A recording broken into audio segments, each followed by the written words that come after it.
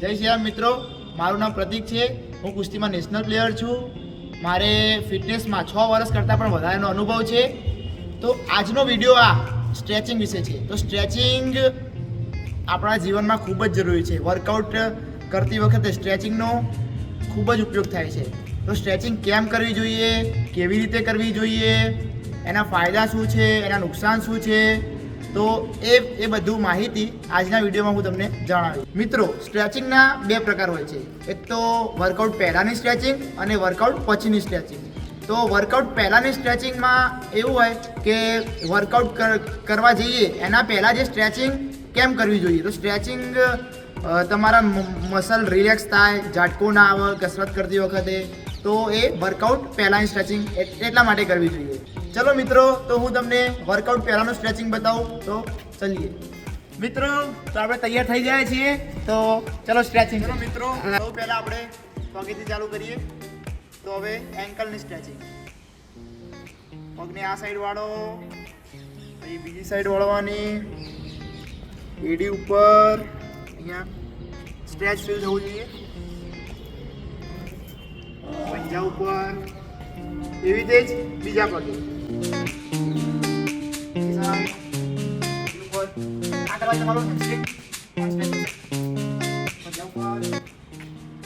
હવે નિયમ કરવાનું. બીજા પગે એવી રીતે તમારે પાછળ ખેંચવાનું છે.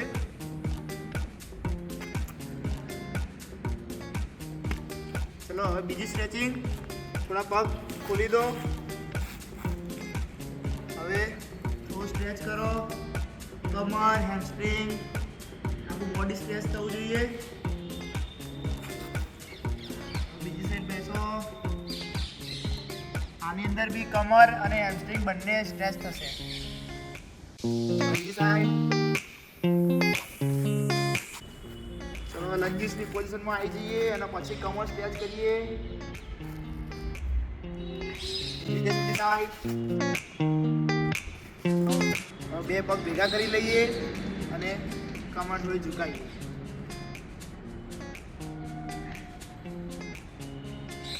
એવી રીતે પાછળ.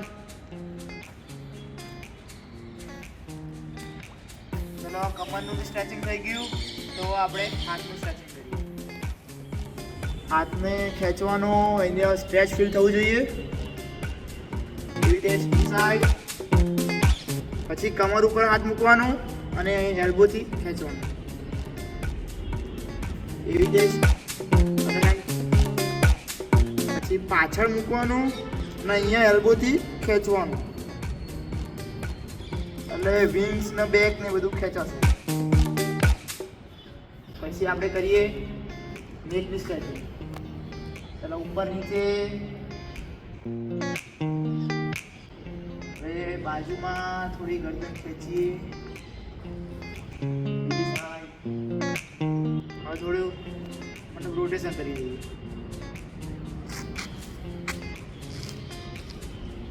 બીજી સાઈડ. ચલો ફરીથી તો સ્ક્રોલ કરીએ.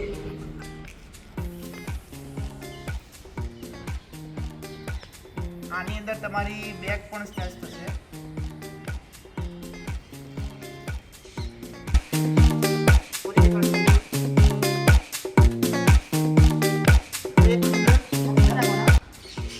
એડી પણ નીચે જમીનમાં આડેલી હોવી જોઈએ અને ધીમે ધીમે આગળ આવવાનું. ત્યારે આને તમારા હેમસ્ટ્રિંગ બી સ્ટ્રેચ થશે. મિત્રો, તો આપણી સ્ટ્રેચિંગ જે વર્કઆઉટ પહેલાંની સ્ટ્રેચિંગ છે એ થઈ ગઈ છે. તો ચલો હવે આપણે વોર્મઅપ કરી લઈએ. તો મિત્રો, આપણે પહેલાં તમને મેં વર્કઆઉટ પહેલાંની સ્ટ્રેચિંગ બતાવી. હવે વર્કઆઉટ પછીની સ્ટ્રેચિંગ બતાવું કે એ કેમ કરવી જોઈએ. તો વર્કઆઉટ પછીની સ્ટ્રેચિંગ કેમ કે તમે વર્કઆઉટ કર્યું હશે તો તમારા હાથ, પગ, કોઈ બી મસલ તમારો ટાઈટ થઈ હશે, ભરાઈ ગયું હશે, તો એને રિલેક્સ તો કરવું પડશે ને. તો એ હવે આ સ્ટ્રેચિંગથી રિલેક્સ થઈ જશે. તો આપણે સ્ટાર્ટ કરીએ. તો મિત્રો, પહેલાં તો આપણે સૌ પહેલાં રિલેક્સ પોઝિશનમાં બેસી જવાનું છે. તો આવી રીતે, અને આવી રીતે પગ ધીમે ધીમે ઉપર નીચે કરવાના, નોર્મલ જેવા પછાડવાના, થોડા એટલા બી નહીં પછાડ દેવાના. પછી અહીંથી થોડા આમ રિલેક્સ કરવાનું.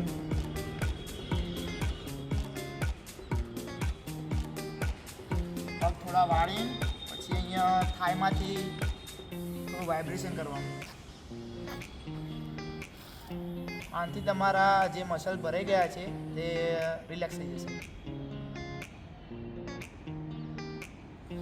હવે એક પગ વાળીને બીજા પગને અડવાનું ટ્રાય કરવાનું. અહીંથી બે આવી રીતે બોડી ના હોવી જોઈએ, અહીંથી બેક સ્ટ્રેટ હોવી જોઈએ. એવી રીતે જ આવી રીતે સાઈડમાં ઝૂકવાનું થોડું, એટલે તમારો આ ભાગ ખેંચાશે. એવી રીતે બીજા પગે કરી લઈએ. તો હવે આપણે બીજી સ્ટ્રેચિંગ કરીએ. બે પગ ભેગા કરી દઈએ અને પછી બંને અહીંયા માથું અડાડવાનું, અને માથું ના અડતું હોય તો ટ્રાય કરવાનું અહીંયા અંગૂઠ અડવાનું. જેને માથું અડી જતું હોય એના માટે બેસ્ટ. અને અહીંથી આવી રીતે કમર નહીં વાળવાની, આ રીતે બેક સ્ટ્રેટ રાખવાની અને આગળ ઝુકાવવાનું. પછી ચેન્જ બદલી નાખીએ. પછી બીજી સ્ટ્રેચિંગ, આને કૂલ ડાઉન પણ કહેવાય. સ્ટ્રેચ આવી આ જે આફ્ટર સ્ટ્રેચિંગ છે અને કૂલ ડાઉન પણ કહેવાય. આ સ્ટ્રેચિંગ તમને રિલેક્સ કરી દેશે. અને કરીએ થોડો ભુજંગાસન.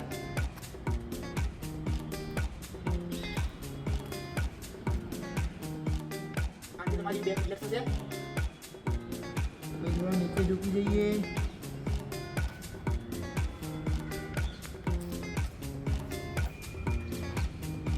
એક હાથ અંદર જવા દઈએ, થોડું ક્રોસ કરીએ.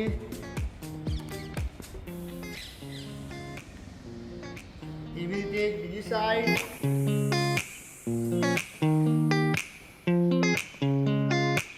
મિત્રો હવે આપણા બંને પગ ખુલ્લા કરીને પછી આગળની સાઈડ ઝૂકવાનું, હાથ આગળ લઈ જવાનું.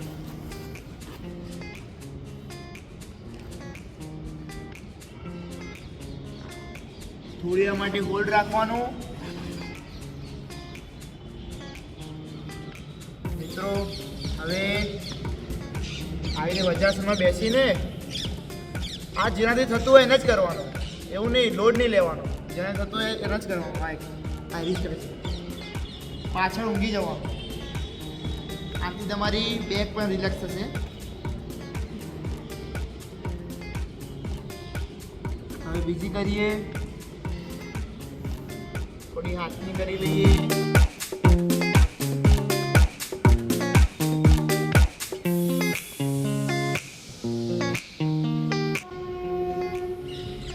પછી આ કારણે થોડું વાળવાનું, એટલે તમારા જે ફોરમ્સ છે ને એ ખેંચાશે અને રિલેક્સ થશે.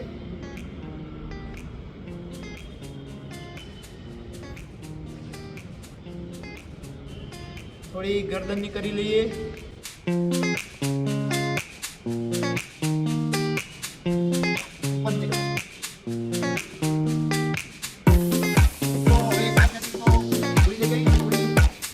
ખોલી લઈએ. આ બંને પગ ખુલ્લા કરવા. આ જેનાથી થતું હોય એને જ કરવા.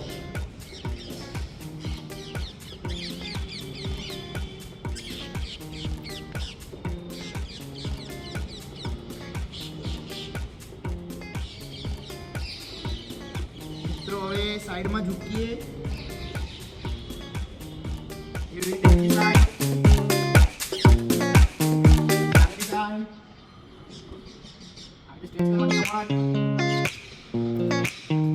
પછી થોડું બટરફ્લાય પણ કરી નાખવાનું.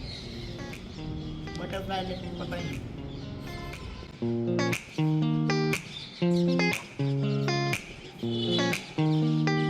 મિત્રો બધી જે હતી એ તમારી આફ્ટર સ્ટ્રેચિંગ હતી, એટલે કે વર્કઆઉટ પછીની સ્ટ્રેચિંગ. આનાથી તમારા જે મસલ ભરાઈ ગયા છે, ટાઈટ થઈ ગયા છે, એ રિલેક્સ થઈ જશે અને પછી તમે બીજા દિવસે વર્કઆઉટ કરવા માટે તૈયાર થઈ જશો. કોઈ પેઇન બી નહીં થાય, કોઈ મતલબ સ્ટ્રેચિંગ કરશો તો ઝાટકો પણ નહીં આવે, જર્ક બી નહીં આવે. એટલે આ બધી તમારી આફ્ટર સ્ટ્રેચિંગ અને બિફોર સ્ટ્રેચિંગ હતી. મિત્રો, આપણે આ સ્ટ્રેચિંગમાં આફ્ટર સ્ટ્રેચિંગ અને બિફોર સ્ટ્રેચિંગની વાત કરી, તો આ જે સ્ટ્રેચિંગ મેં તમને બતાવી છે એ તમારે ધ્યાનપૂર્વક કરવાની છે કે તેમાં તમારે વધારે સ્ટ્રેસ ના થઈ જાય, મતલબ વધારે ખેંચાઈ ના જાય, એ બધી તમારે કાળજી રાખવાની છે. પહેલાં મેં તમને એક પ્રશ્ન પૂછ્યો હતો કે સ્ટ્રેચિંગ કેમ કરવામાં આવે છે. તો સ્ટ્રેચિંગ એના માટે કરવામાં આવે છે કે જે બિફોર સ્ટ્રેચિંગ છે તેમાં તમે વર્કઆઉટ કરવા જાઓ તો તમારે કોઈ ઝાટકો ના આવી જાય, કોઈ મસલ ખેંચાઈ ના જાય, એના માટે સ્ટ્રેચિંગ કરવામાં આવે છે. તો પછી જે આફ્ટર સ્ટ્રેચિંગ છે તે કેમ કરવામાં આવે છે? તો આફ્ટર સ્ટ્રેચિંગ તમારા જે મસલ ભરાઈ ગયા છે, ટાઈટ થઈ ગયા છે વર્કઆઉટ પછી, તો એ મસલ તમારા કેવી રીતે રિલેક્સ થાય, એ મતલબ તમે બીજા દિવસે કેવી રીતે બીજું વર્કઆઉટ કરવા માટે તૈયાર થાઓ, એના માટે આ આફ્ટર સ્ટ્રેચિંગ કરવામાં આવે છે.